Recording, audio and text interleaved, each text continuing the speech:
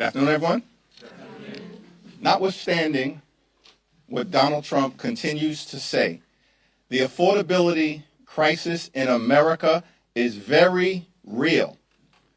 It is a clear and present danger to the economic well-being of working-class Americans, middle-class Americans, and everyday Americans. Donald Trump and Republicans have failed the country when it comes to the economy. Republicans promised that they were going to lower the high cost of living on day one of Donald Trump's presidency. But costs haven't gone down in the United States of America. Costs have gone up under failed Republican policies. Housing costs are out of control. Grocery costs are out of control. Healthcare costs are out of control. Utility bills are out of control. And child care costs are out of control. The affordability crisis in the United States of America is very real. Republicans have failed to lower the high cost of living. And as a result of the Trump tariffs, costs are going up by thousands of dollars per year on everyday Americans. Democrats remain committed to driving down the high cost of living, to fixing our broken healthcare system, and to ensuring that we have immigration enforcement policies in this country that are fair, just, and humane. Republicans have failed America on affordability, on health care, on immigration enforcement, and they have failed to make life better for the American people. Questions? Thank you. It's looking increasingly likely there might need to be some sort of short-term stopgap for DHS with the deadline approaching at the end of the week and no agreement in place yet. I'm just curious if there's any chance you would vote for or allow your members to vote for a short-term CR to do a clean extension of DHS just to give more time for negotiations. ICE is out of control right now. The American people know it, and ICE clearly needs to be reined in. Taxpayer dollars should be used to make life more affordable for everyday Americans, not brutalize and kill American citizens. Our position has been clear. Dramatic changes are needed at the Department of Homeland Security before a DHS funding bill moves forward. Period. Full stop. Thank you, Mr. Leader. As these negotiations are happening, the Homeland Security Committee will hold an oversight hearing tomorrow where they'll hear from the heads of ICE, CBP, and USCIS. What do you think the heads of these agencies need to say to the American people to, communicate that they understand the gravity of your demands, the gravity of the moment? You all say that ICE needs to be reined in. You have very, very obvious concerns about what's happening in terms of the president's immigration policies. What do you need to hear from some of his administration officials tomorrow at this hearing to let you know that your message is getting through, at least for the administration? Donald Trump and the administration promised that their immigration enforcement policies were going to target violent felons. They lied to the American people.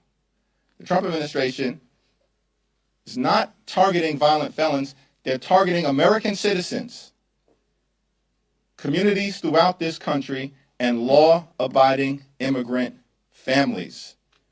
The American people know that ICE is completely and totally out of control. They've gone too far and need to be reined in.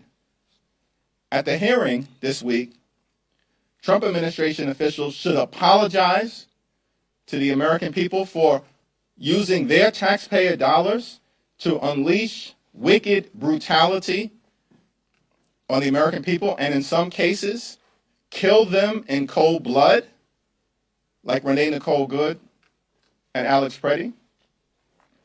The administration also needs to commit to the dramatic changes that Democrats have forcefully put on the table, including but not limited to mandatory body cameras, judicial warrant requirements, no masks, an end to roving patrols that are brutalizing American communities, no racial profiling, no targeting of sensitive locations like schools, hospitals, houses of worship, and polling sites, and independent investigations to ensure that when ICE officials break the law, state and local officials can investigate them and prosecute anyone who has committed a crime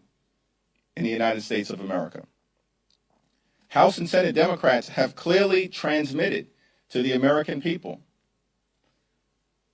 and clearly transmitted to the White House and our colleagues in the House and the Senate the types of dramatic changes that need to occur at the Department of Homeland Security before a funding bill moves forward this Friday, and we're still waiting to hear back from the White House, which shows to me that these extremists aren't serious about getting ICE under control. Thanks, Mr. Leader. So now that the Epstein files are available at the Department of Justice, unredacted, is there a strategy? Obviously, there are millions of files. Is there any coordination among Democrats for who is looking for what? And are you, or is anyone in leadership going to be taking advantage of that opportunity? Well, on this matter, where the American people in general and the survivors in particular are seeking full accountability and full transparency, Robert Garcia and the Oversight Democrats, along with Jamie Raskin and the Judiciary Committee Democrats, will continue to take the lead. The lead will also continue to be taken by the Democratic Women's Caucus, led by Teresa Ledger Fernandez, who has worked closely with the Epstein survivors throughout this Congress and will continue to do so. Thanks. Back. Thanks, Senator Jeffries.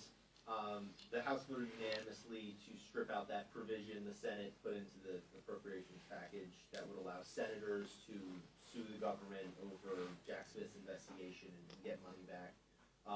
There's now a hearing on with the telecom companies tomorrow in the Senate, and Lindsey Graham has said he's trying to get some version of this through the Senate in the future that would allow for a private cause of action by private groups who have their phone records similarly pulled. Is something like that entirely dead in the House of Representatives? Would you consider any sort of legislation like that? We'll have to take a look at any bipartisan proposal that relates to allowing everyday Americans to vindicate their rights under the law, if in fact those privacy rights have been violated. But the continuing temper tantrum being thrown by Lindsey Graham perplexes me. I don't get it. Like, there's enough corruption taking place coming out of 1600 Pennsylvania Avenue right now, the most corrupt administration in American history, Donald Trump and his sycophants running the largest pay-to-play scheme ever seen, focused on enriching themselves, their family members, and their friends, as opposed to actually addressing the affordability crisis or driving down the high cost of living. Republicans in the House and the Senate have shown no interest in dealing with the affordability crisis and no interest in fixing our broken healthcare system. I would suggest that John Thune and others actually pass the straightforward extension of the Affordable Care Act tax credits. Focus on that so we can actually restore affordable health care for tens of millions of Americans who are right now facing dramatically increased health care premiums. In some cases, seeing their premiums increase by $1,000 or $2,000 per month. That's unacceptable here in the wealthiest country in the history of the world, and Senate Republicans have done nothing about it. After House Democrats, partnering with 17 House Republicans, sent over a month ago a straightforward extension of the Affordable Care Act tax credits.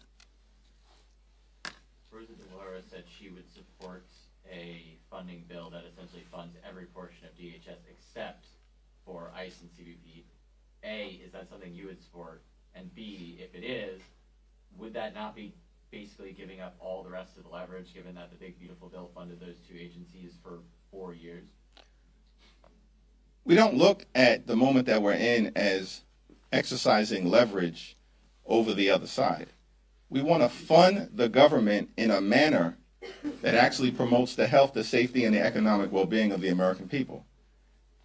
The ball is in the Republicans' court right now. We sent over a proposal. We've given them legislative language as it relates to the types of dramatic reforms of DHS that the American people are demanding, and we've heard nothing but crickets from the other side.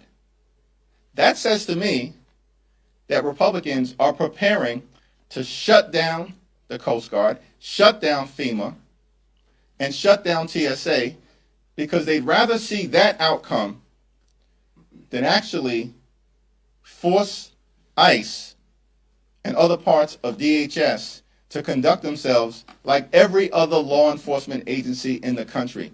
That's what we're asking for at this point. Police officers don't wear masks. County sheriffs don't wear masks. State troopers don't wear masks.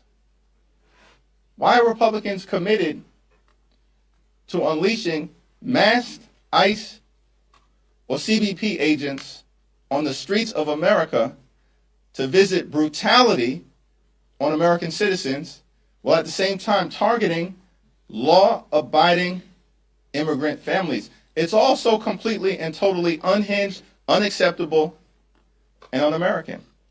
So this is on Republicans right now in terms of what happens on Friday. The clock is ticking. We'll sit down with anyone, anytime, any place. But our demands for dramatic ICE reform are clear. It's a line in the sand that we've drawn on behalf of the American people. Thanks. Thank you. That's really good. Kind of following up on that, you're saying that you haven't heard from Republicans and you also haven't heard from the White House.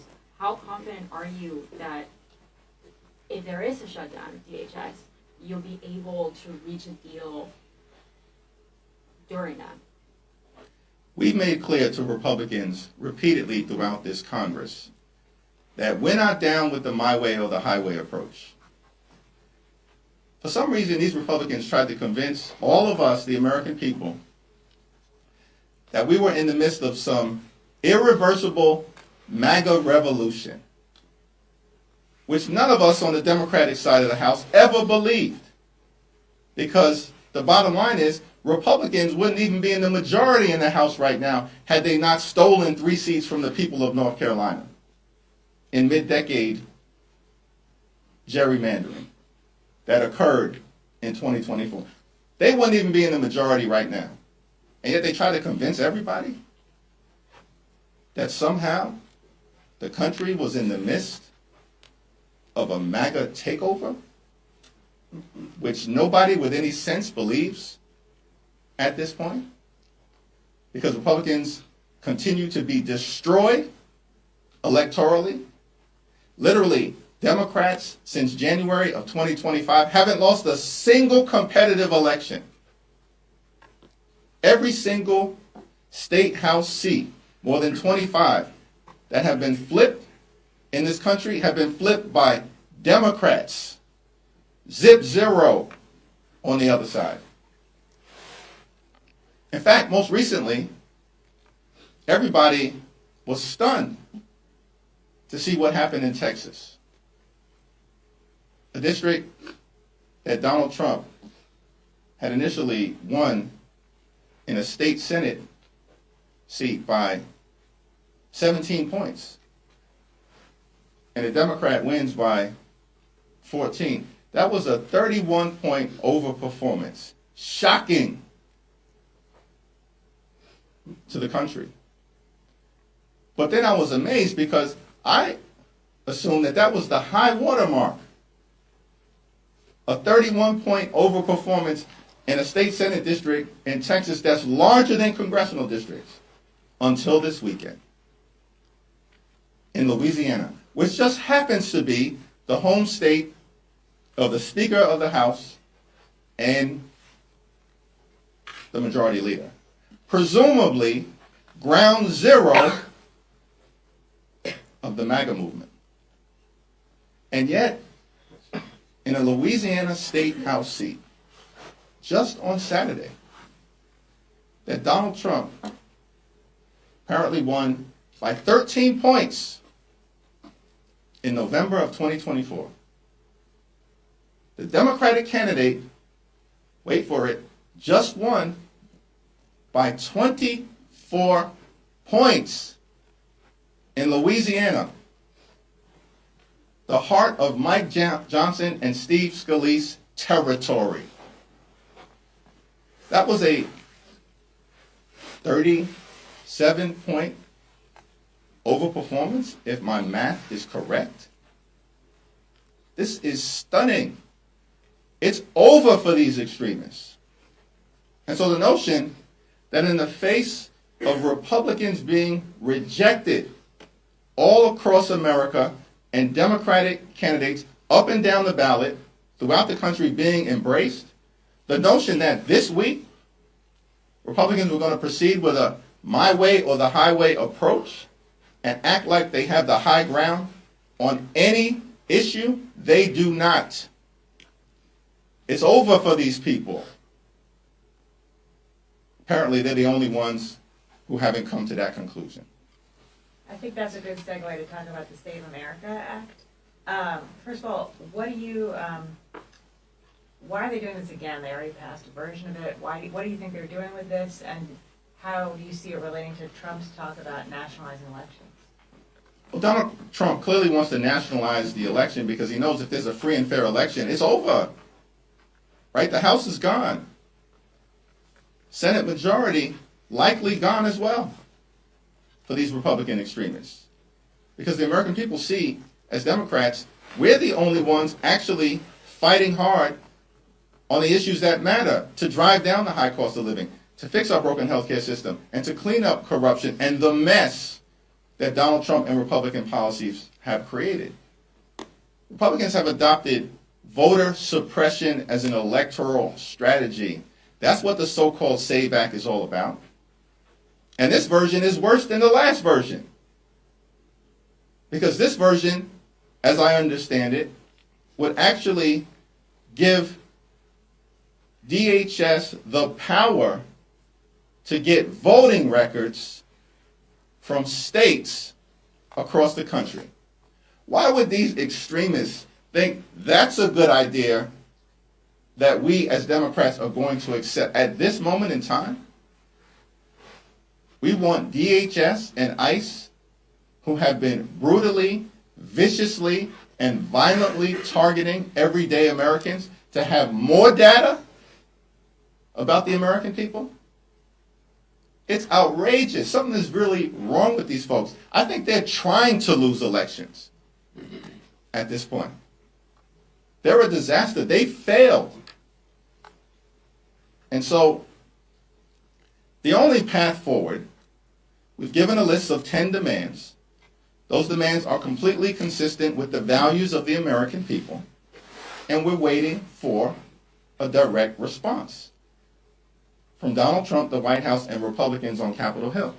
And then we can have a debate, which we are ready to enthusiastically embrace on behalf of the American people. The so-called SAVE Act, a version that's worse than the prior version, is going down. It's not going to pass.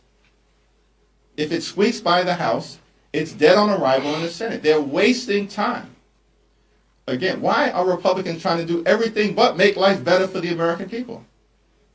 They're focused on nationalizing the election in the 250th anniversary of this great country. Are they unaware of the principle of federalism in America? Traditional Republicans used to embrace federalism. But now that they're part of a cult, they do whatever the cult leader tells them to do. What was your reaction to the results in the New Jersey special primary? I know it's not yet been called, but it seems like progressive candidate Analia Mejia is going to win that one. It's not yet been called yet, so we're closely monitoring the election results. And then whoever emerges will be prepared to stand by them in the April general election to ensure that a Democrat fills the seat left vacant by Governor Mikey Sherrill. Obviously, Democrats are frustrated with how the administration is responding on the Epstein front, but there's also, as you've already hinted at, the DHS fight, the question about affordability and so forth. How do you see Epstein as fitting into a message when it comes to the fall, and how much should we expect it to be part of the message in the fall? Well, we've talked about three core issues. First, of course, leaning in on the economy. Democrats being committed to drive down the high cost of living. America is too expensive right now. Donald Trump has made the affordability crisis worse here in the country, and then continues to say it's a hoax, or that we're not talking about it anymore. The problem is Donald Trump spends all of his time watching state TV as opposed to actually interacting with everyday Americans who know that the affordability crisis is very real. So we're focused on the economy. We're going to continue to focus on fixing our broken healthcare system in an environment where Republicans enacted their one big ugly bill and the largest cut to Medicaid in American history, literally ripping food as well from the mouths of hungry children, seniors, and veterans, taking health care away from more than 14 million people, hospitals, nursing homes, and community-based health clinics closing across America because of Republican policies in that one big ugly bill. And now they continue to refuse to extend the Affordable Care Act tax credits, meaning that tens of millions of Americans are increasingly unable to go see a doctor when they need one. And all of this, of course, was done in that one big ugly bill to enact dramatic tax breaks, big tax breaks for their billionaire donors, while at the same time giving ICE a $75 billion slush fund so they can unleash brutality on the American people. So we're going to continue to point out the fact that Republicans have created a health care crisis, and in part they created that health care crisis so that they could give ICE a slush fund, not to go after violent felons, but to target American citizens, in some cases kill them, and also to violently go after law-abiding immigrant families. All unacceptable. They created a health care crisis. Democrats are committed to fixing our broken health care system. Third, we need to clean up corruption here in the United States of America. In the House, in the Senate, at the Supreme Court, and certainly with the Trump administration.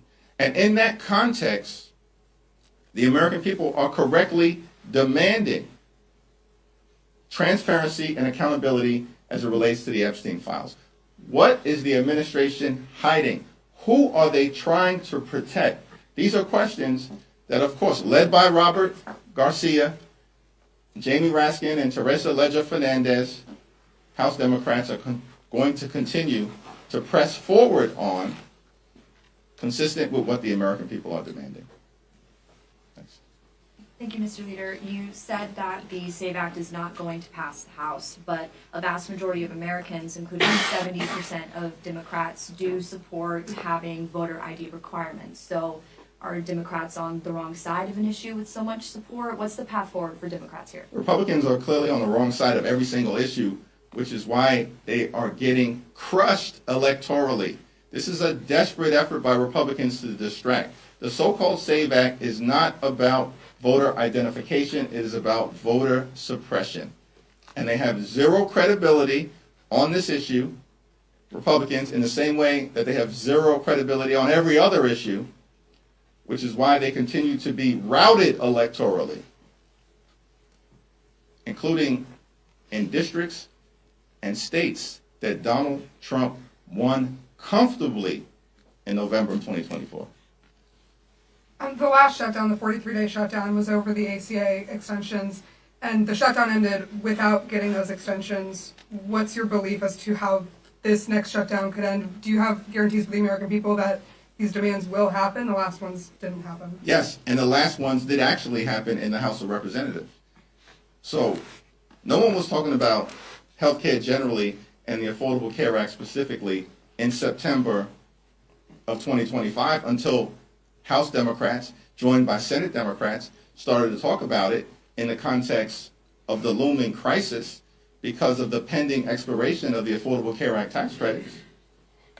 Everybody understands that Democrats were successful in articulating a narrative during the Trump Republican 43-day government shutdown that in part resulted in 17 House Republicans joining every single House Democrat in passing a straightforward extension on our terms, 3 years of the Affordable Care Act tax credits. Democrats are governing in the minority as if we were in the majority.